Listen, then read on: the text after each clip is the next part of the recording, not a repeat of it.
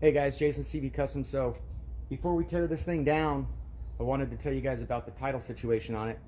This truck, a lot of these old trucks I buy don't actually have titles, and so what I'm going to tell you today is how to get a title on a truck that doesn't have a title on, on a lot of these older vehicles. If you like the information, go ahead and like and subscribe, all that fun stuff.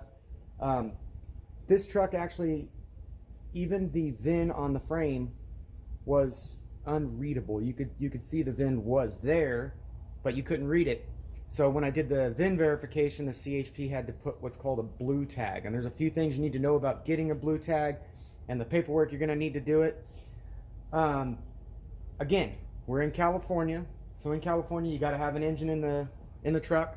It's essentially got to be a complete vehicle. It doesn't have to run, just has to be a complete vehicle. And on the last video I did for the 46, I was asked a lot about, does it matter if the engine's original? It doesn't.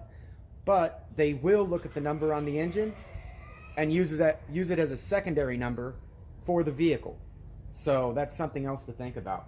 Now this truck, when I got it, had an engine in it, but it was a Flathead 6 out of a Chrysler, so it wasn't even an international engine. So I got the paperwork all squared away on this truck before we started the teardown. Now we pulled the engine out because we were going to try and fix it. It was a few years ago, but the engine was just completely locked up. It was unbuildable. That's why we started going other directions.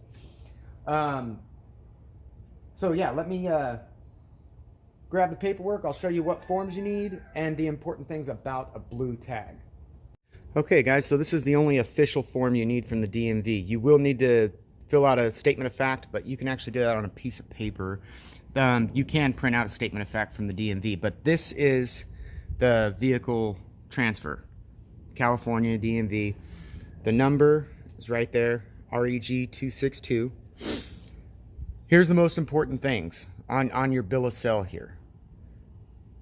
The person you're buying it from, you want them to fill this out and sign this. What this does is this allows you to have power of attorney. You won't need them anymore after they sign that they're selling this vehicle to you, because they're giving you power of attorney over the transfer. So if the DMV says, oh, we need this form, because they filled out Section 5, you have the right to do any of the rest of the paperwork that you need to do.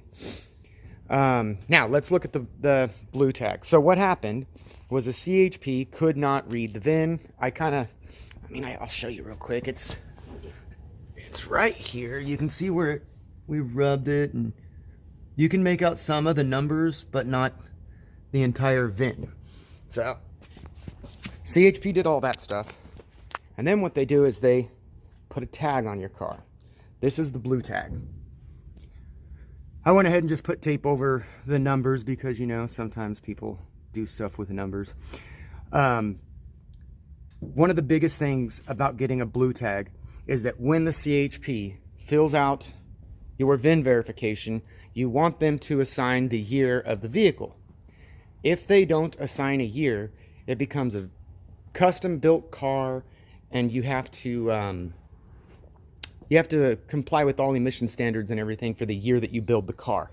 So make sure that when you do it, you get them to assign the year.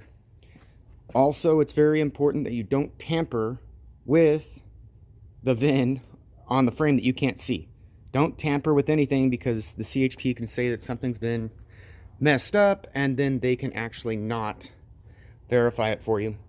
So that's the most important things about getting the blue tag. What that blue tag does is give it's a completely new number for the vehicle. So I just wanted to make sure I got all the information. I think that's it, guys. If you got questions, leave them in the comments down there, and I try to answer everybody. But that's what it took. Now this thing has a clear California title, and we're ready to build it. So on the next video, we're going to start disassembling and figuring out where we're at.